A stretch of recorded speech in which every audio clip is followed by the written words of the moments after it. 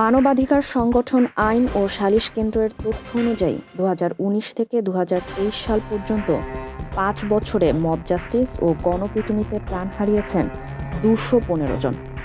2024 সালে এই সংখ্যা দাঁড়ায় 128 জনে। 2025 সালে দলবদ্ধ সহিংসতায় মৃত্যুর সংখ্যা পৌঁছে প্রায় 200-তে। মব ভায়োলেন্স আসলে কি, আর কেনই বা বাংলাদেশে মব কালচার ধারণ করেছে বিশাল আকার?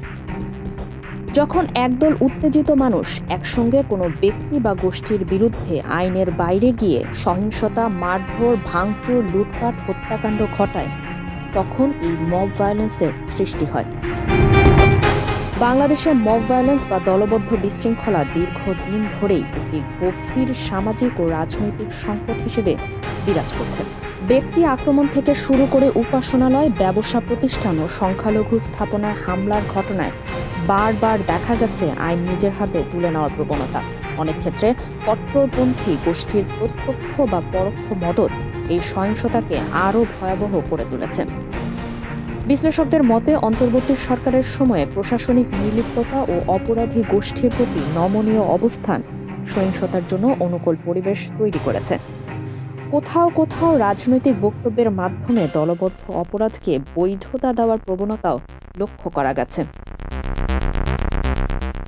দলবদ্ধ বিশৃঙ্খলার মাধ্যমে সংগঠিত একের পর এক অপরাধের পরও অন্তর্বর্তীকালীন সরকারের স্বরাষ্ট্রমন্ত্রীর মব ভায়োলেন্স বলতে কোনো কিছুই নেই এমন বক্তব্য নিয়ে নানা সমালোচনা হয়েছে।